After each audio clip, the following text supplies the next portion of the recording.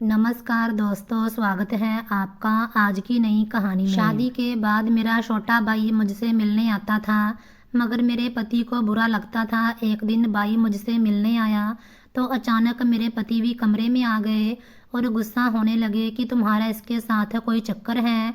मेरे पैरों तले से ज़मीन निकल गई। दिल किया ज़मीन फट जाए और मैं उसमें धंस जाऊं।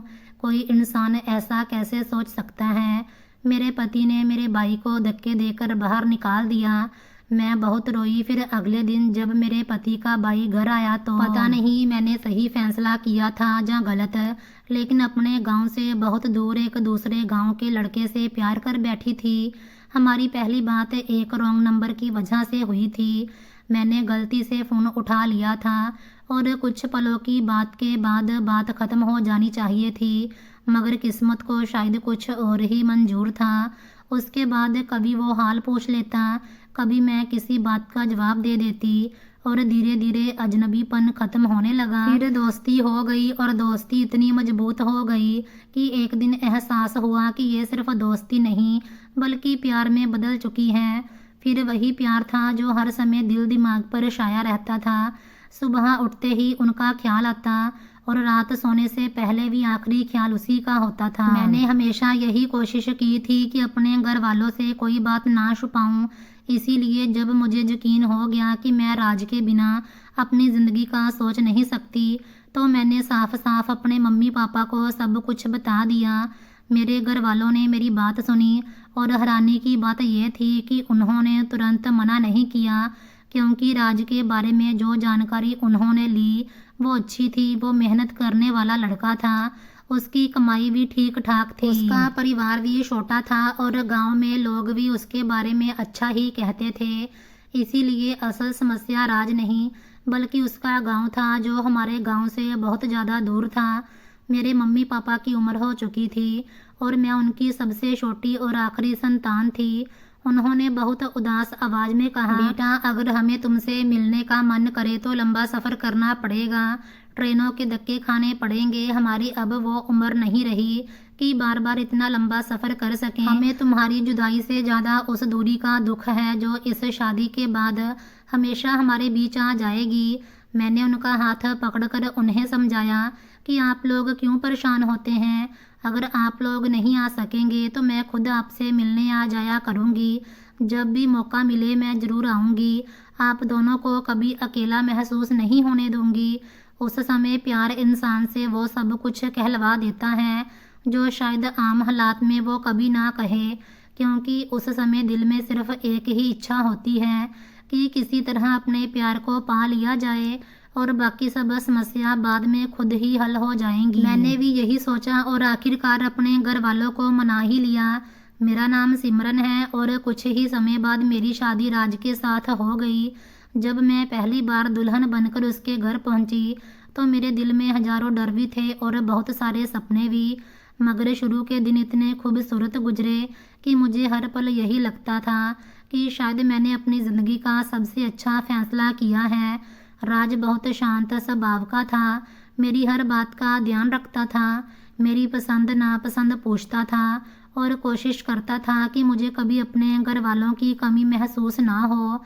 शाम के समय हम दोनों घर की छत पर बैठकर देर तक बातें करते, दूर खेतों में चलती हवा को महसूस करते और आने वाले समय के सपने देखते थे। मुझे लगता था कि शायद हर प्यार की कहानी का अंत ऐसा ही खूबसूरत होता है।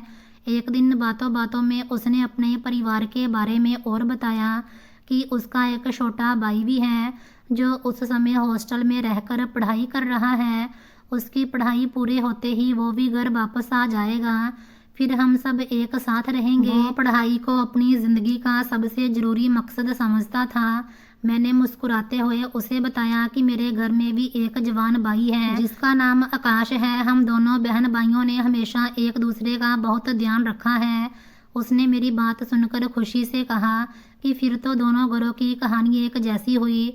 तुम्हारे घर में भी छोटा परिवार है और हमारे घर में भी ज़्यादा लोग नहीं हैं। मेरा तो हमेशा से यही मानना रहा है कि छोटा परिवार ही सबसे ज़्यादा शांति देता है, क्योंकि ऐसे घरों में प्यार बांटने के लिए ज़्यादा दिल होते हैं और झगड़े करने वाले कम।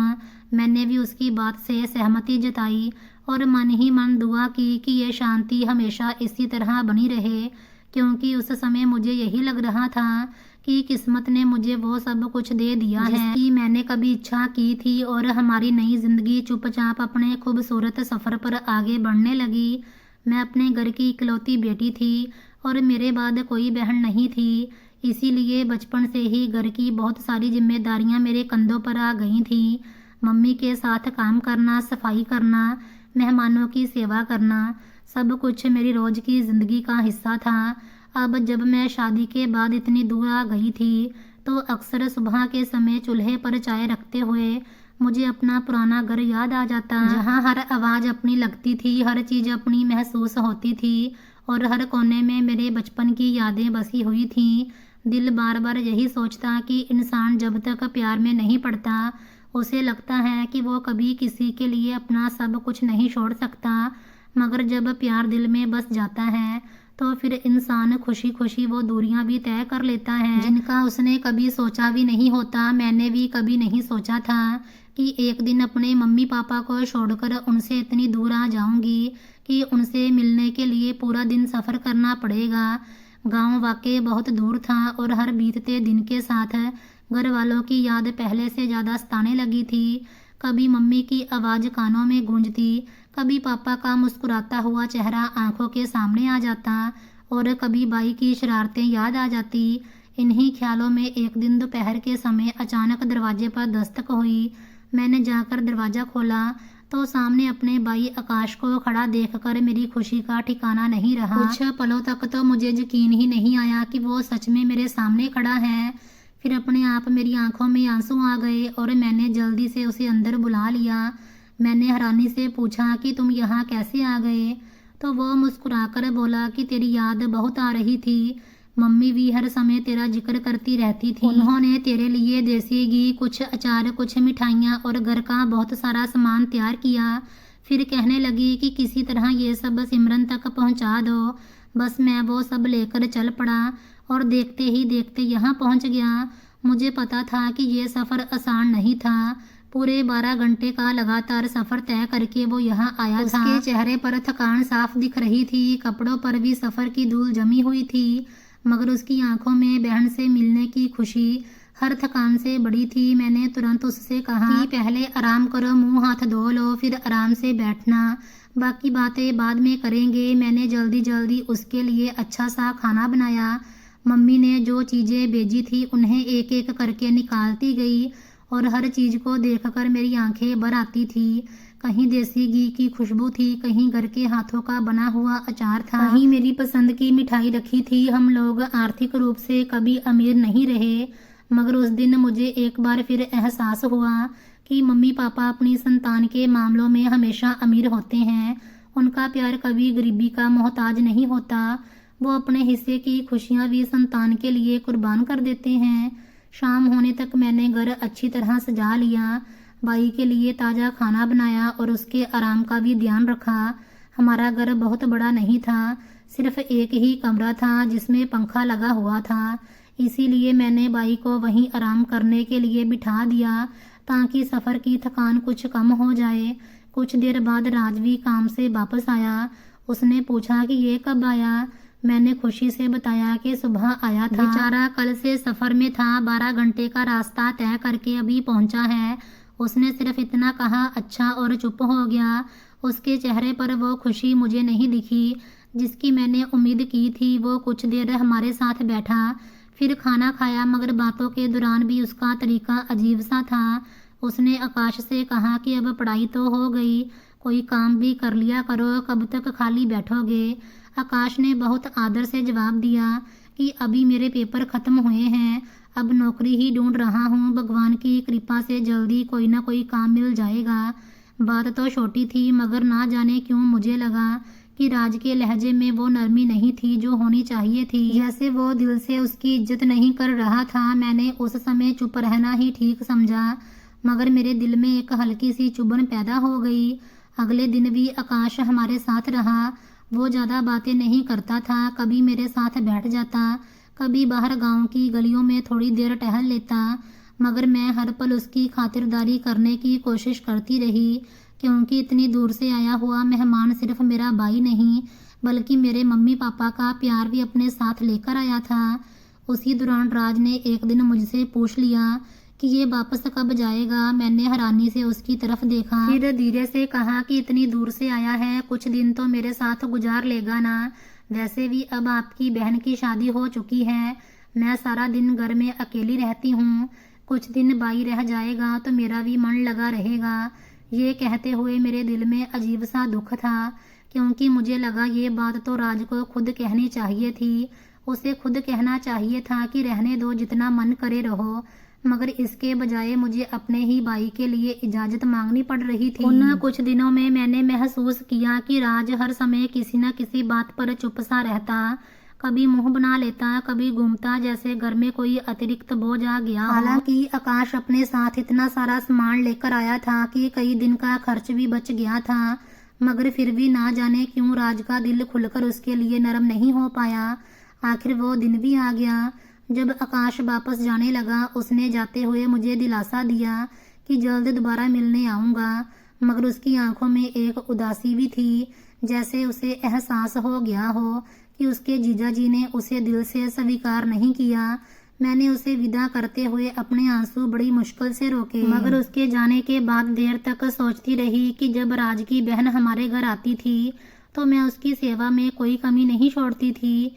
उसके लिए अलग अलग खाना बनाती, हर समय उसके पास रहती, उसके आराम का ध्यान रखती, जहाँ तक कि वो थक जाती तो उसके पैर भी दबा देती, क्योंकि वो उम्र में मुझसे बड़ी थी और मैं दिल से उसकी इज्जत करती थी। फिर जब मेरा अपना भाई कुछ दिन के लिए आया तो राज के चेहरे पर वो अपनापन क्यों नहीं आ पाया, यही बात मेरे दिल में चुप दुख बनकर बैठ गई। और मैं जितना उसे बुलाने की कोशिश करती वो उतनी ही ज्यादा मुझे याद आती। वो किसी ना किसी तरह समय निकाल कर मुझसे मिलने आ जाता।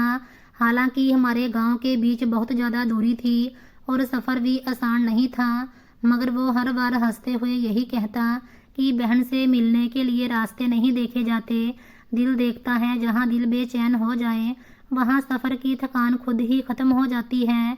मैं हर बार उसे देखकर खुश हो जाती, क्योंकि उसके आने से मुझे ऐसा लगता था जैसे मेरे अपने घर का एक टुकड़ा मेरे पास आ गया हो, और कुछ दिन के लिए ही सही, मगर मुझे अपने बचपन की खुशबू दोबारा मिल जाती। राज अक्सर हैरानी से कहता, तुम्हारा भाई इतनी दूर से बार बार आ जाता है, लोग तो सालों तक अपने बहन भाइयों से नहीं मिलते, मगर ये हर कुछ महीनों बाद यहाँ पहुँच जाता है। मैं मुस्कुराकर जवाब देती कि वो मेरा भाई है और भाइयों का प्यार ऐसा ही होता है, खास तौर पर जब एक ही बहन हो और फिर बचपन भी साथ बीता हो तो याद आती है। इसमें हैरानी की कौन सी बात है। आकाश जब हमारे घर आता तो घर का माहौल बदल जाता। हम दोनों कभी पुरानी बातें याद करने लगते, कभी बचपन की शरारतों पर हंसने लगते, कभी वो हंसते हुए मेरे बाजू पर हल्का सा थप्पड़ मार देता और कभी मैं मजाक में उसकी कमर पर हाथ मार देती। फिर हम दोनों जोर जोर से हंसने लगते, क्योंकि यही हमारा बरसों पुराना तरीका था। हमने बचपन से एक दूसरे के साथ इसी तरह हंसते खेलते ज़िंदगी बिताई थी, इसीलिए इसमें मुझे कोई अजीब बात नहीं लगती थी, बल्कि उन्हीं पलों में मुझे अपना पुराना घर, अपने मम्मी पापा और अपना बचपन सब कुछ एक साथ याद आ जाता। मगर मैंने महसूस किया कि हर बार राज चुपचाप हमें देखता रहता। उसके चेहरे पर पहले जैसी मुस्कान नहीं रहती थी, बल्कि जैसे वो किसी अंदरूनी उलझन में फंसा हो। एक दिन जब आकाश वापस आ चुका था तो राज ने अचानक मेरी तरफ देखकर कहा, अजीब बात है, तुम अपने भाई के साथ इतनी खुश होती हो, इतना हंसती हो, मेरे साथ तो अक्सर चुप रहती हो। मैंने हैरानी से उसकी तरफ देखा, फिर नरमी से कहा, आप ये कैसी बात कर रहे हैं, वो मेरा भाई है, मेरे साथ उसका बचपन बीता है, हम दोनों ने एक ही घर में आंख खोली है, एक ही आंगन में खेले हैं, अगर उसके साथ हंस बोल लेती हूँ तो इसमें ऐसी कौन सी बात है। फिर जब आपकी बहन हमारे घर आती है आप भी तो उसके साथ हंसते हैं, पुरानी बातें करते हैं, मैंने तो कभी इस पर आपत्ति नहीं की। मेरी बात सुनने की बजाय राज का चेहरा सख्त हो गया और उसने उल्टा मुझसे बहस करनी शुरू कर दी। बात धीरे धीरे झगड़े में बदल गई। मैं हैरान थी क्योंकि मैंने ऐसी कोई बात नहीं कही थी जिस पर नाराज होने की जरूरत थी, मगर ना जाने क्यों उस दिन वो मेरी हर बात का उल्टा मतलब निकालता रहा। उस झगड़े के बाद कई दिन तक हमारे बीच पहले जैसी बेझिझक बातचीत नहीं रही। हालांकि हम दोनों एक ही घर में रहते थे, मगर मुझे महसूस होता कि राज के दिल में कोई ऐसी बात पैदा हो गई है जिसे वो खुलकर बता नहीं रहा। फिर एक दिन शाम के समय वो काम से वापस आया और चुपचाप बैठा रहा। काफ़ी देर बाद उसने अचानक कहा, एक बात पूछूं? मैंने कहा, पूछिए। वो कुछ पल मेरी तरफ देखता रहा, फिर बोला, तुम्हारा भाई बार बार यहाँ क्यों आ जाता है? मैंने हैरानी से कहा, इस सवाल का क्या मतलब है? वो मुझसे मिलने आता है, आखिर मैं उसकी इकलौती बहन हूँ। उसने धीमी मगर अजीब आवाज में कहा, ऐसी भी क्या मोहब्बत होती है? उसके शब्द सुनकर मुझे ऐसा लगा जैसे किसी ने मेरे दिल पर जोर से चोट मार दी। मैंने तुरंत कहा, आप कहना क्या चाहते हैं? साफ साफ बात कीजिए। वो कुछ पल चुप बैठा रहा, फिर नजरें दूसरी तरफ घुमाकर बोला, कुछ नहीं। मैंने ऐसे ही पूछ लिया। उसके बाद कमरे में अजीब सी चुप्पी छा गई, मगर मेरे दिल में तूफान आ चुका था, क्योंकि पहली बार मुझे लगा कि राज के दिमाग में मेरे और मेरे अपने भाई के रिश्ते के बारे में कोई ऐसी गलत सोच आ रही है जिसका मैंने सपने में भी ख्याल नहीं किया था। और यही एहसास मेरे दिल में एक ऐसा डर छोड़ गया जिसने उस रात मेरी आंखों से नींद छीन ली। जब भी आकाश मेरे घर आता तो वो हमेशा एक बात का खास ध्यान रखता कि हमारी पति पत्नी की जिंदगी में किसी तरह की दखल ना हो। रात होते ही वो अपना बिस्तर बाहर आंगन में बिछा लेता, क्योंकि हमारे छोटे से घर में सिर्फ एक ही कमरा था और वो जानता था कि वो कमरा पति पत्नी के लिए है। इसीलिए उसने कभी ये नहीं कहा कि वो अंदर सोएगा, गर्मी हो या सर्दी। वो चुपचाप बाहर ही रात गुजार लेता। हालांकि पक्का भी अक्सर खराब रहता था, मगर हमारे गांव में रात के समय ठंडी हवा चलती रहती थी। उसी सहारे वो आराम करने की कोशिश करता और कभी जुबान से एक शिकायत भी ना निकालता। दिन के समय जब धूप तेज हो जाती तो जाहिर है वो कुछ घंटों के लिए कमरे में आकर बैठ जाता, क्योंकि बाहर बैठना संभव नहीं होता था। मगर उस छोटी सी बात पर भी राज के चेहरे के भाव बदल जाते। वो कुछ न कुछ ऐसा जरूर कह देता जिससे मुझे लगता कि उसे मेरे भाई की मौजूदगी पसंद नहीं आ रही। हालांकि वो खुलकर हर बार कुछ नहीं कहता था, मगर उसका तरीका, उसकी चुप्पियाँ और उसका व्यवहार सब कुछ बता देते थे। मैं अंदर ही अंदर घुटती रहती, मगर घर की शांति खराब ना हो इसीलिए चुप रह जाती। मैं अक्सर सोचती कि आखिर आकाश ने ऐसा क्या किया है। वो अपने साथ राशन भी ले आता है, अपना खर्च भी खुद उठाता है, हमारे कामों में भी हाथ बटा देता है, इज्जत से रहता है, इज्जत से बात करता है। फिर भी राज के दिल में उसके लिए नरमी क्यों पैदा नहीं हो रही? मगर जितना ज़्यादा मैं ये सवाल अपने दिल में दोहराती, उतना ही ज़्यादा राज का व्यवहार मेरे लिए समझ से बाहर होता जा रहा था। फिर एक दिन ऐसा आया जिसने मेरी पूरी दुनिया हिलाकर रख दी। शाम का समय था, राज ना जाने किस सोच में डूबा हुआ बैठा था। अचानक उसने मेरी तरफ देखा और ऐसा वाक्य कहा जिसे सुनकर मुझे लगा जैसे मेरी सांस रुक गई हो। उसने कहा, एक बात बताओ, तुम्हारा अपने भाई के साथ कोई और तरह का रिश्ता तो नहीं है? ये शब्द सुनते ही मेरी आंखें फट गई, मेरे कानों में शोर सा होने लगा और मुझे ऐसा लगा जैसे मेरे पैरों के नीचे से जमीन खिसक गई हो। मेरी जुबान बंद हो गई, मेरे शरीर में जैसे जान ही ना रही। दिल चाह रहा था कि जमीन फट जाए और मैं उसके अंदर समा जाऊं, क्योंकि एक पवित्र बहन भाई के रिश्ते पर ऐसा इल्जाम मैंने अपनी ज़िंदगी में कभी सोचा भी नहीं था। मैंने कांपती हुई आवाज़ में सिर्फ इतना कहा, आपको अपनी बात का अंदाज़ा भी है कि आप क्या कह रहे हैं? मगर वो चुप बैठा रहा, जैसे उसने कोई छोटी बात की हो। वैसे भी उसका रवैया पहले से बदल चुका था। वो मुझसे हर समय सिर ढककर रहने और दुपट्टा ओढ़ने को कहता था, बिना ज़रूरत घर से बाहर नहीं जाने देता था। मोहल्ले की किसी औरत से भी बात करने पर उसे आपत्ति होती थी। हालांकि सच्चाई ये थी कि मैं पूरा दिन घर में अकेली रहती थी। ना मेरी किसी से दोस्ती थी, ना किसी के घर आना जाना था, ना मैं गांव की औरतों के साथ बैठती थी और ना ही कभी किसी अजनबी आदमी से बात की थी। मैंने अपनी पूरी दुनिया सिर्फ अपने पति और अपने घर तक सीमित कर दी थी। मगर इस सब के बावजूद वो मुझ पर शक करता था। दिल पर पत्थर रखकर अगली बार जब आकाश आया तो मैंने उससे कहा कि अब तुम यहाँ मत आया करो। वो हैरानी से मेरी तरफ देखने लगा, फिर धीरे से बोला, क्यों दीदी, क्या हुआ? मैंने नज़रें झुका ली और मुश्किल से इतना कहा कि तुम्हारे जीजा जी को तुम्हारा यहाँ आना अच्छा नहीं लगता। वो कुछ पल चुप रहा, फिर उसकी आंखों में उदासी आ गई। उसने कहा, अगर मैं आना छोड़ दूंगा तो फिर वो आपके साथ क्या करेगा? मैं पहले भी कई बार देख चुका हूँ कि उसका व्यवहार आपके साथ अच्छा नहीं होता। दीदी, आपने पसंद की शादी करके अच्छा नहीं किया। ये इंसान मुझे ठीक नहीं लगता। उसकी बात सुनकर मेरी आंखों में आंसू बहने लगे, मगर मैंने खुद को संभालते हुए कहा कि अब जो हो गया सो हो गया। अब यही मेरी ज़िंदगी है, यही मेरा घर है। अब मुझे ये रिश्ता निभाना ही पड़ेगा। तुम मेरी चिंता मत करो, बस मेरी खातिर यहाँ आना छोड़ दो। आकाश ने गहरी सांस ली। उसके चेहरे पर दुख साफ दिख रहा था। फिर उसने धीरे से कहा, वैसे भी मेरी नौकरी लगने वाली है, उसके बाद शायद मेरे पास समय भी ना हो, मगर अगर कभी आपको मेरी ज़रूरत पड़े तो सिर्फ एक बार आवाज़ दे देना। मैं चाहे जहाँ भी हुआ ज़रूर आ जाऊँगा। उसकी ये बात सुनकर मेरा दिल टूट गया, क्योंकि मैं जानती थी कि वो मुझसे मिलने सिर्फ मेरे प्यार की वजह से आता था। उसके दिल में कोई लालच, कोई मतलब नहीं था, मगर मुझे अपने ही भाई से यह कहना पड़ा कि वो मेरी दहलीज पर पैर ना रखे, सिर्फ इसीलिए कि मेरे पति को उसका आना पसंद नहीं था। उस दिन आकाश चुपचाप वापस चला गया और जाते हुए कई बार मुड़कर मेरे घर को देखता रहा, जबकि मैं दरवाजे पर खड़ी उसे दूर तक जाता देखती रही। मेरी आंखों में आंसू लगातार बहते रहे, क्योंकि उस दिन सिर्फ मेरा भाई वापस नहीं जा रहा था, बल्कि मेरे बचपन की आखिरी बेफिक्री भी मेरे घर की दहलीज से हमेशा के लिए विदा हो रही थी। समय के साथ मुझे साफ महसूस होने लगा कि राज अब पहले वाला इंसान नहीं रहा था। शादी के शुरू में वो हर बात पर मेरा ध्यान रखता था, मेरे साथ बैठकर देर तक बातें करता था, काम से आते ही सबसे पहले मेरा नाम लेता था, मगर धीरे धीरे बातें कम हुई, मुस्कान खत्म हो गई। अब उसकी ज़िंदगी में मेरी मौजूदगी सिर्फ एक आदत बनकर रह गई थी।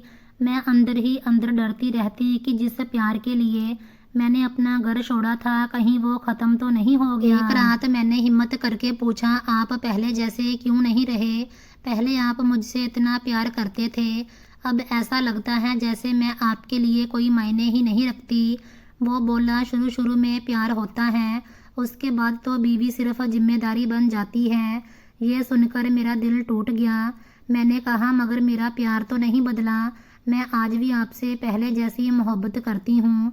उसने बेपरवाही से कहा, क्योंकि तुम बीवी हो। मैंने जवाब दिया, बीवी हूँ, मगर सिर्फ बीवी तो नहीं हूँ, मैं वही लड़की हूँ जिससे आपने प्यार किया था। उसने ठंडे लहजे में कहा, बस अब तुम बीवी हो, प्यार को भूल जाओ, जिंदगी इसी तरह चलती है। उस रात मैं सो नहीं पाई, सोचती रही, अगर प्यार का अंत सिर्फ जिम्मेदारी है तो फिर प्यार की शादी और आम शादी में फ़र्क क्या रह गया। उन्हीं दिनों राज का छोटा भाई अमन हॉस्टल से पढ़ाई पूरी करके वापस आ गया। अब उसे हमारे साथ ही रहना था।